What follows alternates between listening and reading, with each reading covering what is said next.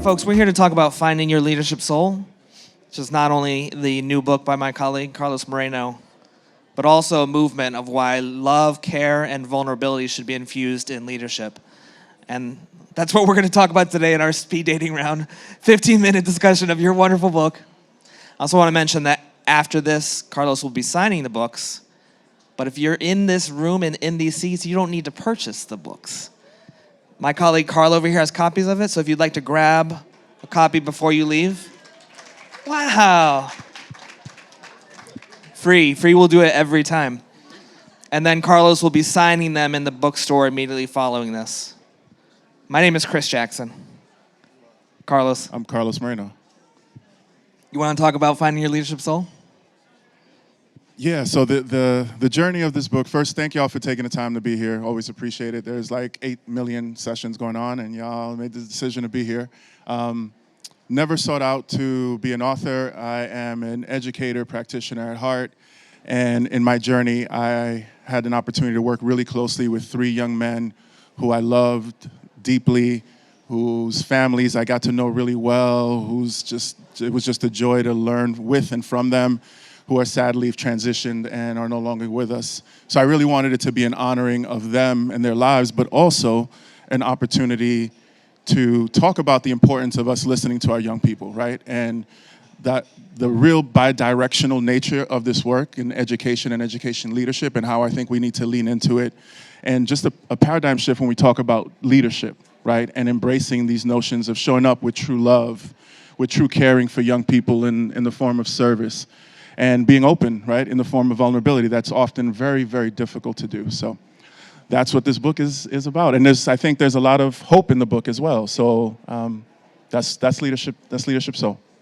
Well, Carlos, one of the things you've talked to about me and also that you talk about in the book is before you can know the young people that you serve, you need to know yourself, right? And in many respects, knowing your own young person, right? So you want to talk a little bit about your own origin story and... Word. So a bit of backstory. So in the book, in the format that I chose to kind of structure this book, there is a series of letters that I use where I write to the young men and to their family members and talk about all the great things that I learned about them, the wonderful experiences I had with them and learning alongside them, and how I will continue to hopefully just continue to carry on their legacies and the learnings that that they bestowed upon me. And it felt crazy and disingenuous to like start telling these stories about these young men without telling a little bit about my own story. So I made the complicated, tough decision to write a letter to my younger self. And I did so at a time where, I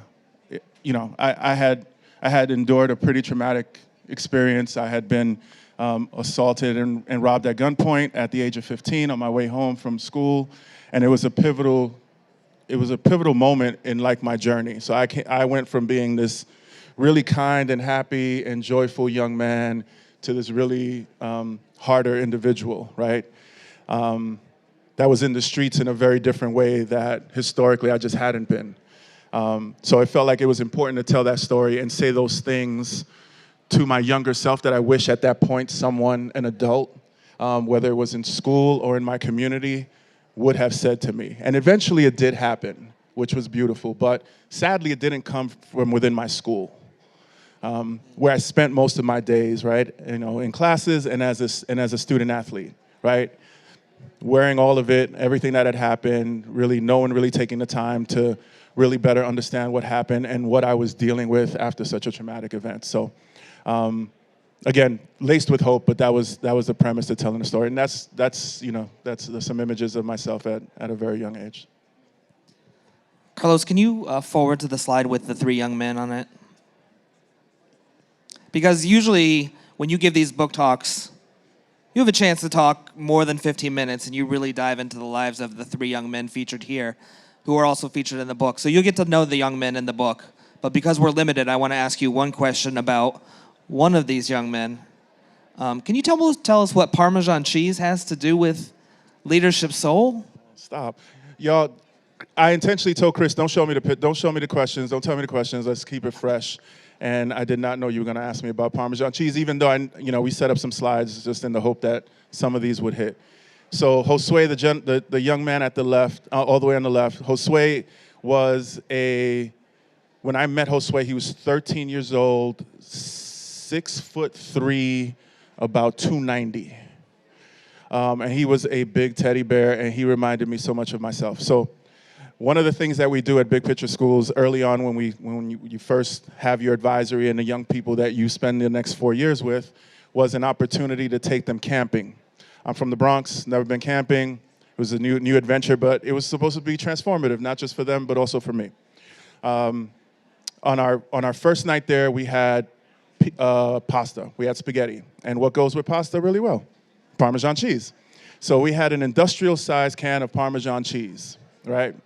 Now, I made the rookie teacher mistake at that moment to allow the young men in my advisory to sleep in the van, right? Where after we had packed all the supplies, I was like, all right, y'all just don't touch anything.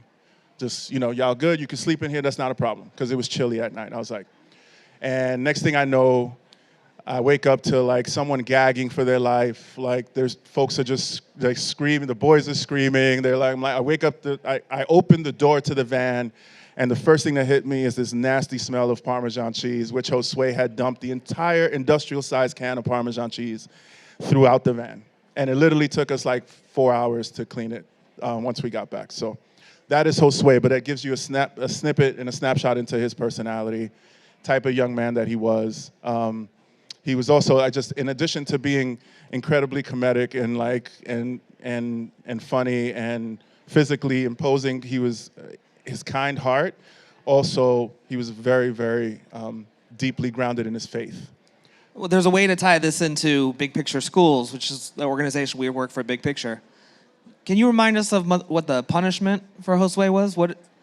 Y'all listen, there's a rookie teacher move in a school where we want all the learning to be real and be connected. And with the support of Josue's mom, Rosa, I asked, all right, Josue, since you want to play with cheese, how about you give me a 15-page research paper on the different types of cheese, where they come from, purposes that they use. And it was a move as a brand new teacher that Josue actually took it real serious. I was trying to pay you a compliment. I thought that was a great way to say, like, listen, you're not gonna get detention. Absolutely You're not gonna get expulsion. Absolutely not. None of that. We're not gonna do that for this, right? But wanted it to be a learning lesson. Ideally, at that point, as a new teacher, I just wanted him to never do something like that again, right? So he was just like, I'm so sick of I could tell you all about cheese. So that was Josue. Well, we have limited time, but do you want to at least mention who these other two young men are? Yeah. Young man at the top of the screen. That's in the book. He's listed as Angel. His real name is Andy Luna. He's a young man from Harlem that moved to Providence. He was an artist. He had aspirations to be an architect. He was poetically gifted, and he had an incredibly caring heart. And I was his principal. I was Andy's principal. And then with Sean, who I got to actually spend the most time with, Sean passed about 3 years ago. He was an artist as well. He humanitarian in a lot of ways, loved animals, and he was incredibly gifted with carpentry. So he had an opportunity during his schooling experience to work on some pretty phenomenal boats. Like he was a boat builder and designer. And he's an impactful young man. These are the three men that are primarily focused and featured in the book. Carlos, one of the things I appreciate about you and about the book is, the book itself is an act of vulnerability, because just as you did on stage, it's basically a coming to terms with some of the things you felt like you did wrong as a leader, both as a teacher and a principal. But sometimes those wrongs allow you lessons to build on as you move forward as a leader. Parenting is a type of leadership, right? Are there lessons you learned from these young men that you use as a parent?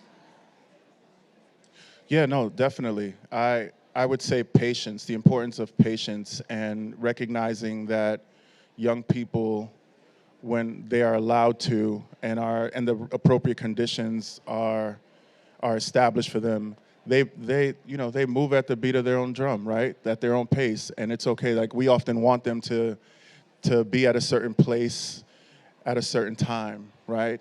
Whether that's physically or like literally, right? In terms of work and completion. And I just learned about the importance of stepping back and also not reacting emotionally. I think some of the things that I learned from working with Josue, Andy, and Sean was that in my development as a leader and as an adult, really, it was that it is okay to step back, right? And allow yourself space to breathe, right? Because sometimes the decisions and the choices you make, can be quite impactful in ways that we don't want them to be, right? Yeah. Indirectly. So it was a big one for me. So. Will you introduce us to your daughter? Yeah, I think we put her in there. That's my baby. Tell us about Bella. All right. Tell us about Bella. I'm like, promise is not rehearsed. And you got 3 minutes as a timer right in front of us. Bella Moreno. She is my light in so many ways, and she holds me accountable. She is everything that is beautiful, and I'm surrounded and like filled with hope when I talk about her and talk with her.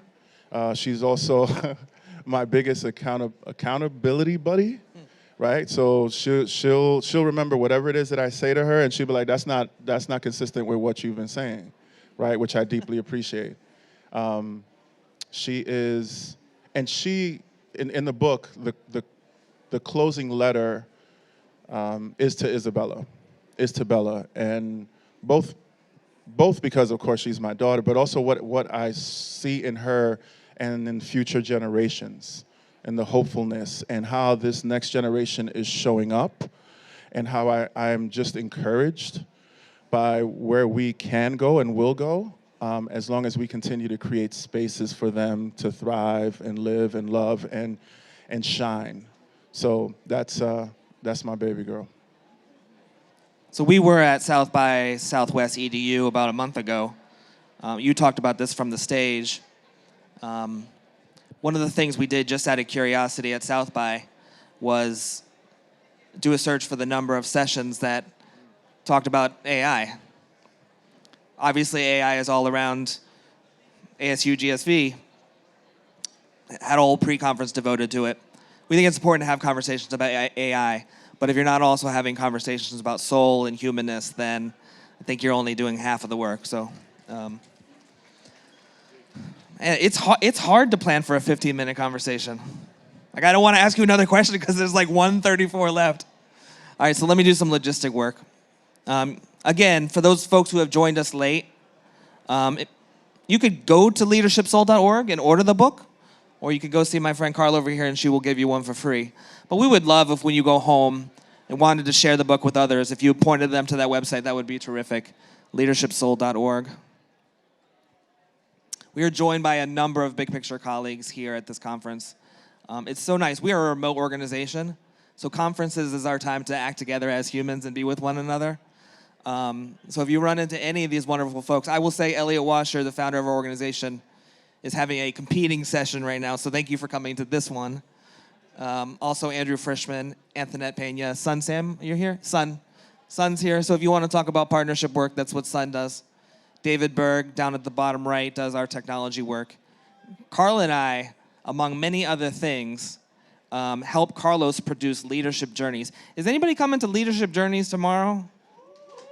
Is anybody like, what is leadership journeys? It's kind of off book because it's fairly popular and it's a small space. But if you wanted to discover leadership journeys, you might want to come up to Bayview on the 32nd floor tomorrow night at 7. I'm just saying. But if you can't make that, on Wednesday morning, we have a session where we talk about the lessons of leading with vulnerability, leading with love, and we draw from the inspiration that will have happened the previous night. You do not have to attend Leadership Journeys to attend the Leadership Journeys Fishbowl. We'd love to have you there. if only because you want to get up to Bayview and see that view. It's a pretty nice view. Carl, oh, I got 000 up there. Is there any final thing that you'd like to say, Carlos? No, I just appreciate y'all time. Yeah, thanks, Chris, for the. Where you heading? You're going over there now? That's what I heard. I'm heading over there to sign. Hey, Eva. I'll go over there to sign. Folks, thank you for your time. Come get a book. Thank you.